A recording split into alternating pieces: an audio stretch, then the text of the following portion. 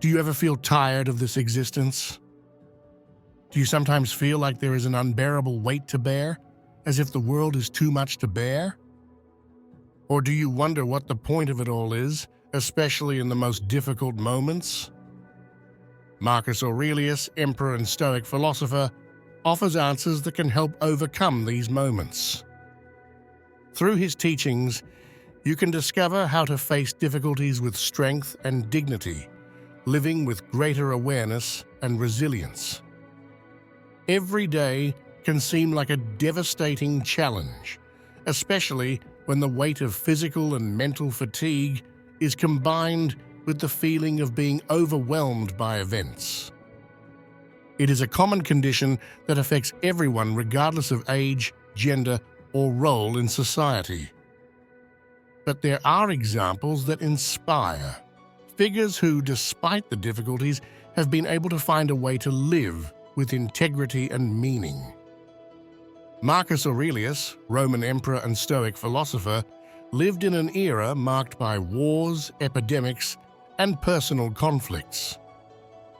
Despite this, he managed to embody the idea of an existence guided by virtue and inner serenity. His approach to life continues to be a precious guide to face the most difficult moments. But how did he do it? And what lessons can we put into practice today in our daily lives? Although he was a powerful figure, capable of commanding armies and governing a vast empire, he also embodied a profound humanity that made him unique. His authority was not limited to political or military power. He was a moral leader, a living example of integrity and wisdom. Beyond the throne and the imperial title, he was a man who constantly reflected on the human condition, trying to understand the meaning of life and the difficulties it brings. His greatness lay not only in his ability to maintain the stability of an empire in crisis, but above all, in the strength with which he faced pain, fatigue, and responsibilities with dignity and firmness, guided by the principles of Stoic philosophy.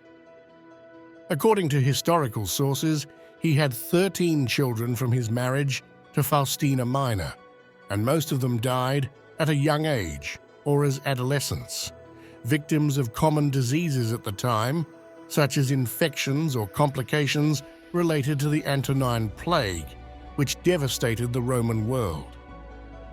Only a few survived to adulthood, among them Commodus, destined to succeed his father as emperor, and Lucilla, married off for political reasons.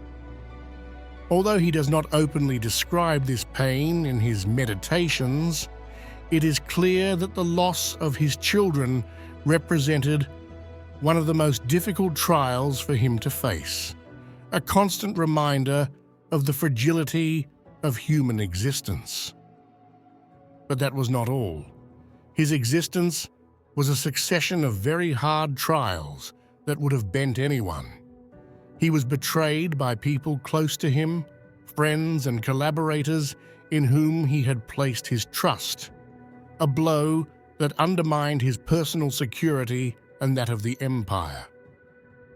He also faced crises of epical proportions, wars that threatened the borders of his kingdom, devastating epidemics that claimed lives and destabilized communities, and the constant pressure of maintaining a vast and complex empire where every decision had incalculable consequences. Every day for him was a battle not only against external enemies, but also against the inevitable emotional and physical wear and tear that such a burden entailed. If you consider our content valuable, you could leave a precious like and subscribe to the channel. Thank you very much for your precious support.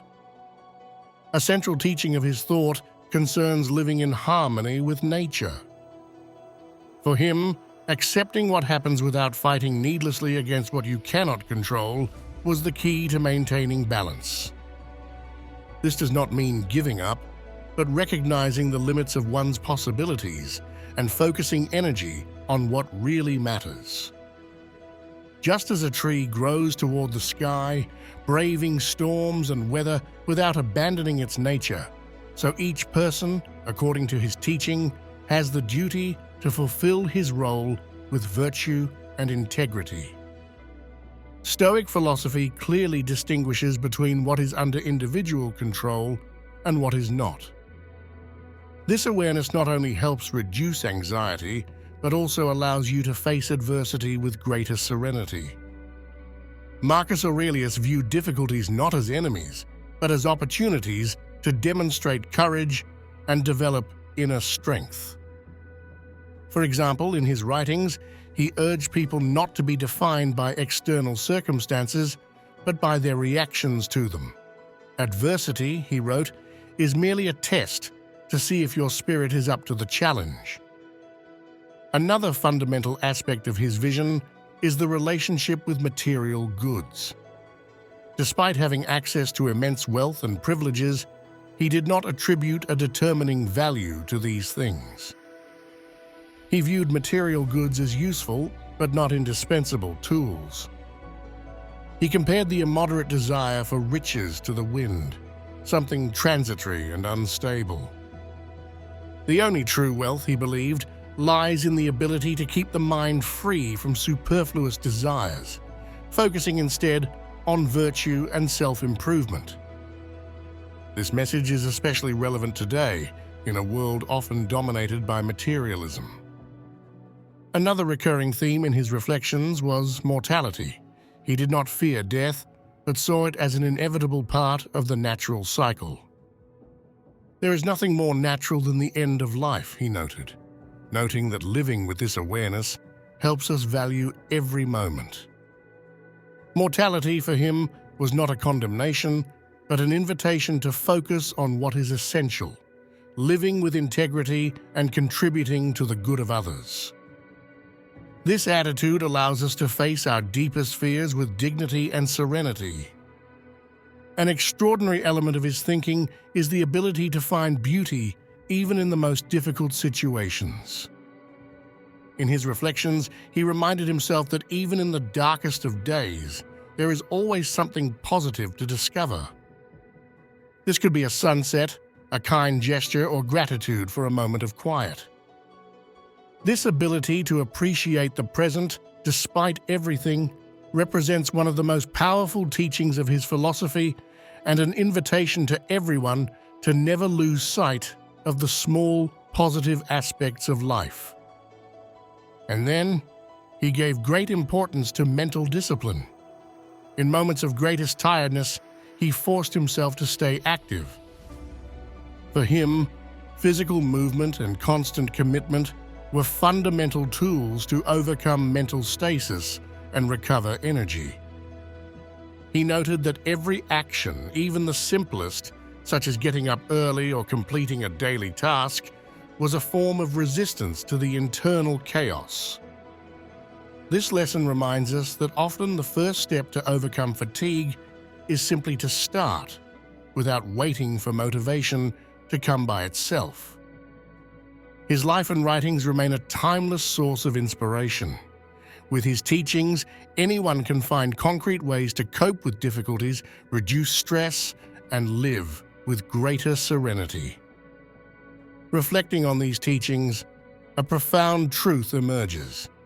You cannot avoid hardship or pain, but you can learn to experience them as part of your life journey. That's all for this video. Goodbye, see you soon.